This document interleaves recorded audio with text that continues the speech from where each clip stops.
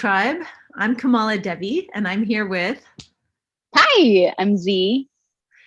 And today, I just did this juicy meditation on pleasure and play. And we want to share with you our harvest of that and hope it takes us into a fun conversation. So we'll start with just the initial vibration of what this video is going to be about. What's coming through your visioning, Z? Well, I had a very surprising encounter with a beaver on my river dock, which is not a sentence I've ever said before because I'm new to living here. And being out in nature and surrounded by play all the time, right? Like animals are not going to workshops to remember how to play, right? And so, I mean, in this particular moment, we startled each other and jumped and I shrieked, right? But then I also it brought me a strange amount of joy and laughter. It was also like, oh my God, yeah, you're here too. Wow, you're huge, So there's also the spirit of that I find myself in the sense of humor of this place.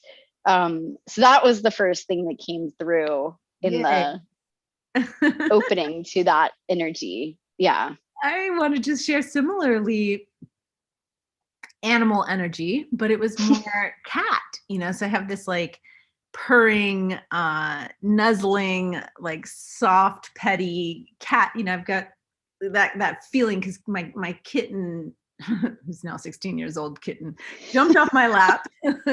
And I was in the meditation actually kind of felt the aura or the essence that the cat kind of left, and it was here energetically with me and in me. And so it was a very playful kitten energy, even though, he's an elder, I'm an elder, and the cat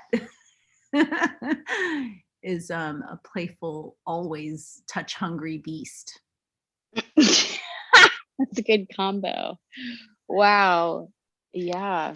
So a little context for this, as we're calling in our spirit animals. Z and I have been in this ongoing deep conversation about sacred sexual healing and ritual, and what is the medicine, what are the energies that support our not just healing but transformation towards enlightenment. And specifically right now, I want to share there's a really heavy conversation that is in the widest, in the wider sacred sexuality field about, trauma and about creating safe spaces and careful not to re-traumatize, and big part of and making amends and repair. And it's a heavy conversation that's actually some people I know are getting PTSD just from being in the conversation. And so part of this intention is hey, in the midst of not just the sacred sexuality field, but the global collective trauma that we're in post-COVID and the awakening that we're having to the sensitivity of our nervous systems, there's a call and a demand for how do we counter that with our natural erotic innocence and play and pleasure. And so that's the conversation that we want to talk about, is the importance of these qualities that are normally so devalued in our culture, in our society, like pleasure and play, or, oh, you'll get to that after you've done your work, right? So just naming the topic. And first, since I'm, doing this on my Sacred Sexy show, I'd love to introduce my audience to you a little bit. Z, tell us about who you are. Well, in the context of this conversation, I am someone who has really lived my life around pleasure, and that meant a lot of learning curves because I love sex, I love dance, I love play, and found myself on a path first around anti-racism and then around sexuality and gender and kink. But all of that, the thread was, how do we human better together? And it's got to get better than this, right? You know, and I also do grief ritual work. And I have to say that my grief teacher, Saban Fusome, who is now one of our ancestors, was such a trickster energy. And I don't think that that is a coincidence, right? There, I think that sometimes those of us who are called to hold the deep truths and to alchemize deep suffering, part of what gives us that energy is our relation to humor and play, right? So that we can kind of meet the bigness of what challenges us with a full like breathing room and capacity to be with it. Mm. So a big part of my recent journey, I coach individuals and couples around kink as a spiritual path. And a big part of my recent journey has been having a brain injury and then having 10 months without full circulation to my brain, where I needed to find other creative pathways to resource and like juice up my soul when the ones that were familiar weren't so available to me. And I had to learn how to have an erotic relationship with rest. And just like that pleasure never left me, even when I was laying in the dark for months. You know, it was like my body still knows how much that's a nutrient. And I want, especially for folks who are in chronic pain or have lost loved ones or are living in deep poverty, you know, people suffering right now, and all of us know someone, if it's not us, because of these times we're in. I want us to remember that doorway. Oh, it's such a beautiful point that like pleasure is not something for the privileged. It's like that, you know, it's not like, okay, once you have to get out of your lower Maslow, and once you've you know, accomplished self-realization, then you can pleasure. It's more like, this is a birthright. This is part of our foundation. This is necessary, especially when we're suffering or disadvantaged or challenged.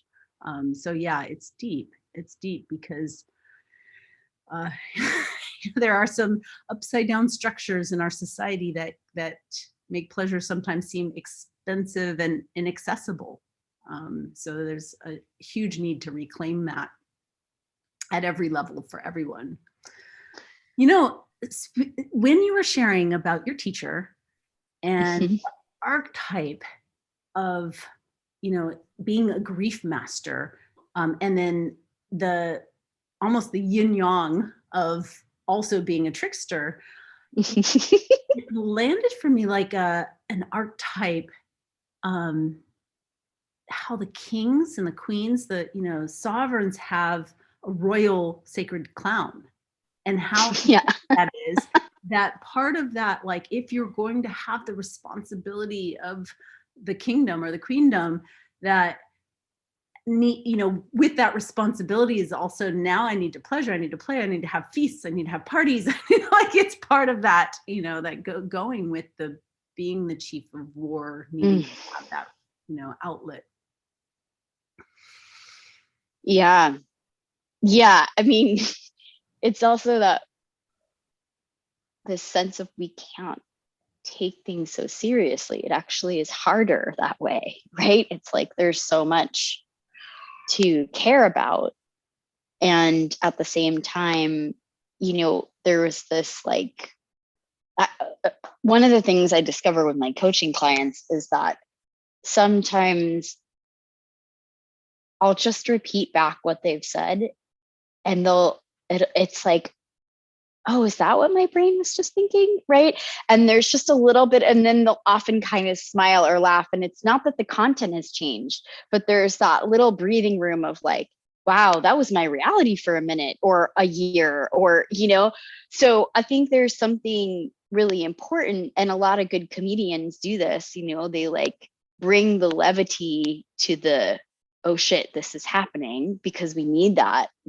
And physiologically, laughter and orgasm and crying are not that different. They're trembling open, right? They're like, hold on, let go, hold on, let go. Whoa, you know, and they're just like, whoa, you know. So I don't think that's a coincidence. It's like making space And when we open to pleasure, we don't always get pleasure, but when we open to feeling, it's like being open to having a new experience than the one we've been in. And that's often where the pleasure can start to come in. Yeah. Yeah. It's that it's a doorway to another state. Mm-hmm. So I want to just say hello to my pleasure teacher here. Oh, My master, yeah. my master. And there is something about, just the soothing down regulation of petting a cat, dog, being with nature, being with animals that shifts our state. It literally like helps us shape shift into the animals that we are, tunes our nervous system back into our animal body in a way that can resource us to the land, to the earth, to our natural source of energy, so that we're not cut off from nature and then trying to run the stress cycle.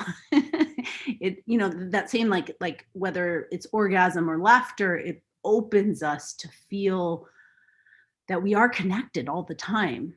And I think a lot of the stress and trauma is those moments when we separate and we forget where our true source of energy is coming from. Mm. Yeah. Yeah. Play puts us in touch with something bigger. Yeah. And like, what's the word? Like, I like feel it in my body. There's also curiosity in play. Like when, like it's not, I'm having more of a feeling than a word response to you, but that, yeah, there is something about source and something about how we're designed, right? That we can make space for. And when we see animals and young human children, and also those really amazing sacred elders that still know how to laugh, like there's like something about the grace of their nature, that. You and I are both ritualists who play on stage, right? So there's theater and performance art that we do ritual on, and I want to share this orientation towards like sacred ritual, which is summarized in Shakespeare's All the World's a Stage, because a lot of times when we're play acting, whether we're kids and we're play acting or we're doing it as performance artists, it puts us in touch with the play of life, with Leela. Like, oh, that's what we're doing here on Earth. We came to Earth for this grand play, and for some of us, it is a tragedy, that play of life. It's like they're playing out a tragic role or tragic events, or life is just handing them those challenges. And play reminds us that there's an impermanence to it, no matter how hard it is. It can put us in touch with the greater, the soul that's playing in this incarnation that is eternal, undying, and isn't affected by the current apparent tragedy. Yeah. Or also that it is affected and it becomes a resilience practice to still be able to play, right? It's like it can be both. Yeah. Yeah. I mean, I look at, when I think about gospel, when I think about some of the dances that have come through the African diaspora, and I think about the cultures of music and dance that were about, we can still summon the play and the power through community, through ritual, through connecting into spirits and ancestors, even when all this is happening. And there's nothing new about what we're talking about, right? Like I want to shout out Adrienne Marie Brown and pleasure activism. And there have been so many ways across culture and time that people have called on the spirit of play in the hardest moments. And so we can join in that. Like there's something we know as humans about that. And many of us may not have had that modeled for us in our current lifetimes. And so that's something that's super accessible. And this is just like, like bring it home, make it real, is just how deeply and dependent many of us are on Netflix during the pandemic. and what I'm just saying, like, how simple is that? It's like, I know I would have gone mad if it wasn't like at my fingertips, I can escape into the play of this movie right now, because otherwise I'm spinning on my uncle's health or whatever was happening, at the hardest moment. And it may sound inane, but like, I'm so grateful for, my son and his video games at times when, we could also be like, oh, we're dehumanizing ourselves by losing ourselves to the screen. And this kind of brings us into the addiction of pleasure and play as well. But there's that balance, like when it takes us, escape and trance is necessary to take us out of, the heaviness of, some of the cultural trauma. And then once we escape, like once we trance or escape out of that, we can shift our state and find a new center of gravity, to face reality from. Yeah. Yeah. I think, it's interesting topic, because the very same activity can be a source of resourcing, so we can be more present, or it can be a place where we disconnect from everything without that larger intention of returning to it, right? And so that's where there's discernment and cultivation, right? And it's also like, for me personally, I often start my day with, okay, these are the ways I want to serve today. These are the things I want to be able to contribute today. And knowing that, how do I want to play so I have more juice to put into those things, right? So there's very much like a direction, a conduit, and I think that actually makes the play more meaningful for me, because I'm like, I'm doing, I'm going to go to the river now because I'm going to come back and record a video for people, right? Like, for example, right? So it's like, okay. And then there's opening that pleasure is not just for us. It's actually part of what gets to move through our particular way that we love and serve. I love that you bring in the intentionality behind the play, because if we don't in the beginning of the day wake up and be like, what am I here for? What is my mission? We could spend the whole day on TikTok. You know what I'm saying? Like, just sucked into, my attention's now been hijacked by some like brainless pleasure that isn't adding to and enriching and enlivening for, life. And so it is it's an important distinction between enlivening pleasure and the kind of pleasure that's like hedonistically draining from, one's true contribution, what they're here for. And it's just important to name, and I want to name, I'd love to hear your thoughts on addiction, perhaps. That'll kind of be our last piece before we wrap up, because I know we could talk about this all week, actually. But I want to name my definition of addiction, because a lot of people will look at my life, or perhaps yours, and be like, wow, you've got all this sex and pleasure and play. Like, how much is too much? Like, whoa, that looks like addiction from where someone else might be sitting. And of course, everybody has their own calculus of what works in their lifestyle and who they are and what their expression is. But you may want to ask yourself, it's like, oh, is this pleasure, like, is it intentional, as you mentioned, but more specifically, is it hurting anyone, myself or anyone around me? And can I stop if I wanted to? Like, am I at choice?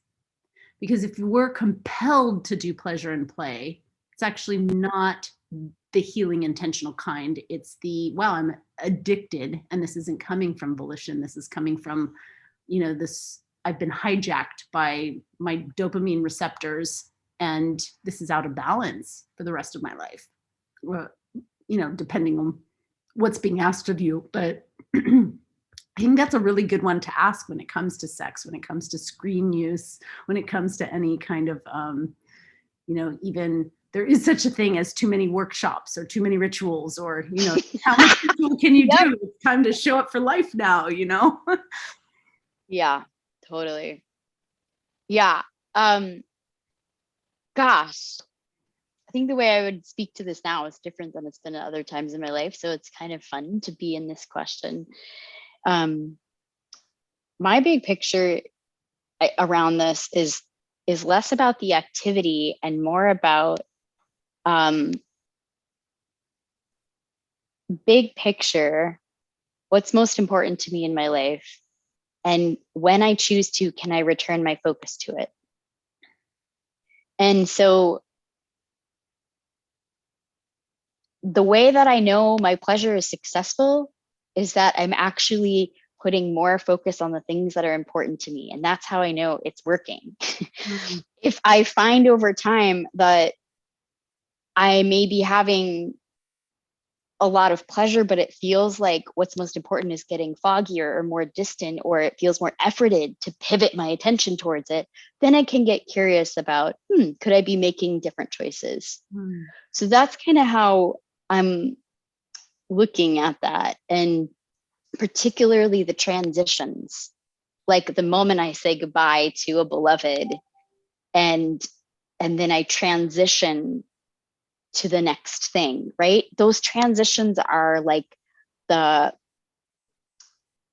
important moments of reflection about this. Yeah. So yeah. So Abraham Hicks uses the term segment intending, which is like, oh, here's a segment with my lover, and now I'm doing a segment of emailing my clients, right? But before I start that next segment, what's my intention? Like that wedge of awareness when we're shifting gears in life activity.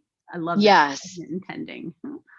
Yeah. Cool. Yeah. Because otherwise, even emailing or being with our lover can be unconscious. Like we're just doing it by default, as opposed to being like, ooh, what is my intention? Is this serving my, higher purpose? Is this serving the greatest good? Yeah. And sometimes it's a really big pivot. I will tell you, there was a time in my life when I was leading midwifery trainings in New York City, and I was in a 24/7 DS dynamic with someone in LA. And the pivot was one of the hardest pivots of my life. And it was very interesting because I had just come from a week of deep service, being submissive, to flying into the airport and being ready to train midwives around birthing dances. And it was literally a whole shift of identity and priorities and like different culture. And it was bumpy. Wow. And what I learned from that moment was it didn't mean that it was like wrong or bad to have gone so deep in one direction, but I was like, note to self, I need more time and I need certain anchors to make the pivot more successful. Right. And that allows me to play in certain ways and still feel in relation that I can integrate back to the big things that I'm playing for in my life. Yeah. That's an example. Yeah. Yeah. And it's, just the example of going from being like grief work into being a trickster. It's like, sometimes it's like, oh, there's just a matter of taking off a mask and putting on another. And other times it's like, I need to do a whole costume change.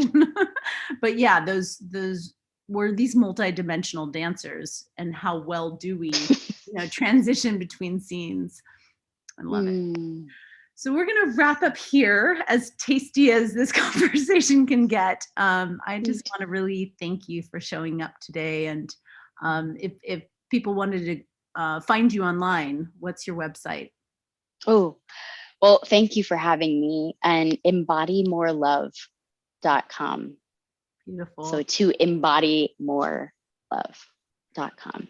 I love it. And I will put KamalaDevi.com and other details in my description here. And we look forward to more conversations with you. Blessings. Thank you.